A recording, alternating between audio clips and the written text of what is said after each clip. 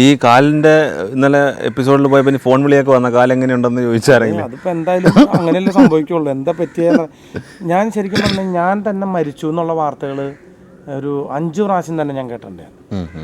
അത് കൊടുങ്ങല്ലൂർ സൈഡിൽ നിന്ന് ഫോൺ വന്നിട്ടുണ്ടായിരുന്നു, പിന്നെ എന്താ പറയുക ചാവക്കാട് സൈഡിൽ നിന്നും. അത് ചുമ്മാ ആരോ ടെൻ്റ് അടിച്ച വേണ്ടി പറയുന്നതാണ്. പക്ഷെ ഇത് കുടുംബത്തിരിക്കുന്ന ആൾക്കാർ പേടിക്കും. ഒരു ദിവസം ഞാൻ മരിച്ചു എന്ന് തന്നെ പറഞ്ഞിട്ട് വാർത്തയും കാര്യങ്ങളൊക്കെ വന്നു. എന്നിട്ട് എൻ്റെ അമ്മാനച്ഛൻ്റെ അടുത്ത് ചോദിച്ചു എപ്പോഴാണ് എന്ന് സംഭവം എന്ന് ചോദിച്ചപ്പോൾ അച്ഛൻ പറഞ്ഞു ആരാ അല്ല മണിച്ചേട്ടൻ ഇങ്ങനെ അതെ എൻ്റെ ഡെഡ് ബോഡി അകത്ത് കിടക്കുന്നുണ്ട്, ഊണ് കഴിച്ചപ്പോൾ കിടന്നുള്ളൂ, ബോഡി ഊണ് കഴിച്ചപ്പോൾ കിടന്നിട്ടുള്ള ഉറക്കായി ഉണ്ടാവും എന്ന്. ഇത് ഈ കിംവദന്തികൾ ഒരുപാട് ഇങ്ങനെ വരുമല്ലോ. കുറെ ആൾക്കാർക്ക് ചില ആൾക്കാർക്ക് ഇന്ന അസുഖം പറഞ്ഞാൽ സിനിമാ രംഗത്തുള്ള ഗോസിപ്പ് തന്നെ ഒന്ന്, പിന്നെ ഡൈവേഴ്സ്, പിന്നെ പ്രണയം, 2 അസുഖം, 4 മരണം, ഇത്രയും സിനിമാക്കാർക്കുള്ള ഗോസിപ്പുകൾ. തീർച്ചയായിട്ടും ഞാനിത് ഏതോ ഒരു എപ്പിസോഡിൽ ഞാൻ പറഞ്ഞിട്ടുണ്ട്. ചിലപ്പോൾ കേൾക്കാത്തവർ കേട്ടിട്ടുണ്ടായിരിക്കും. സിനിമയിൽ ചെയ്യേണ്ട ഒരു കാര്യമുള്ളൂ. സിനിമ എല്ലാ വിശേഷ നാടുകളിലും സിനിമാ താരങ്ങൾ ഭക്ഷണം കഴിക്കുന്ന സ്ഥലങ്ങളുണ്ട്. റോഡിൻ്റെ സൈഡിൽ അല്ലെങ്കിൽ ഒരു കാനയുടെ സൈഡിൽ അവിടെ നിന്ന് കഴിക്കുള്ളൂ. കാരണം അവർക്ക് ഒരു എന്താ പറയുക ഒരു അവധി പോലും ഇല്ലാത്തൊരു ആളുകളാണ്. എനിക്ക് തോന്നുന്നത് പോലീസിൻ്റെ പോലെ തന്നെയാന്ന് പറഞ്ഞാൽ പോലീസിന് ബന്ധു വന്നാലും ഹർത്താൽ വന്നാലും നിർത്താൽ വന്നാലും വെറുത്താൽ വന്നാലും എന്നും അവർക്ക് ഡ്യൂട്ടി പോകേണ്ട ഒരു അവസ്ഥയല്ല. എന്ന പോലെ സിനിമാ താരങ്ങളും വിശേഷ ദിവസങ്ങൾക്കൊക്കെ സിനിമാ താരങ്ങൾക്ക് ഒരു അവധിയൊക്കെ കൊടുക്കേണ്ട സമയമായിരുന്നു എനിക്ക് തോന്നുന്നു. കാരണം അവർക്കും കുടുംബം ഫാമിലിയൊക്കെ ഉള്ളതല്ലേ. അപ്പോൾ സിനിമയിൽ ഊണ് കഴിച്ചിട്ട് ഉച്ചയ്ക്ക് ഉറങ്ങുമ്പോൾ ഇപ്പോൾ ഈ കാല് വയ്യാത്ത കാലാണെങ്കിലും ഇതിപ്പോൾ ഇങ്ങനെ വയ്യാട്ട് കിടക്കല്ലേ. അപ്പം നമ്മൾ ഊണ് കഴിച്ച് കിടന്നുറങ്ങുമ്പോൾ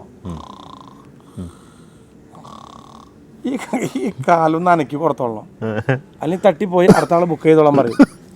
പുള്ളി പോയിട്ടോ വേറെ ആൾ ബുക്ക് ചെയ്തേക്ക് എന്ന് പറയുന്ന ഒരു സംഭവം കൂടി ഉണ്ട്. ഇതാണ് സിനിമയെ പറ്റി വരുന്ന ഗോസിപ്പുകളും കാര്യങ്ങളൊക്കെ.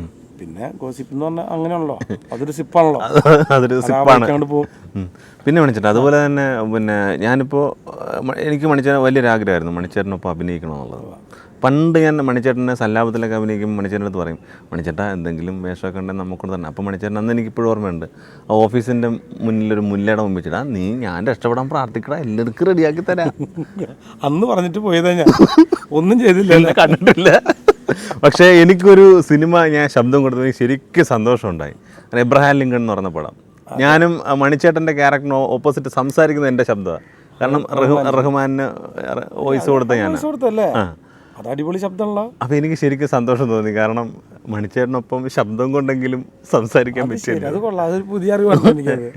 അതിൽ മോനായിട്ട് ചെയ്തേക്കണേ ഞാൻ ജോക്കറിലെ നിശാന്ത് സാഗർ, പിന്നെ ഇപ്പോൾ പഴശ്ശിരാജയിലെ മെയിൻ വില്ലിന് കൊടുത്തു. ആണല്ലേ.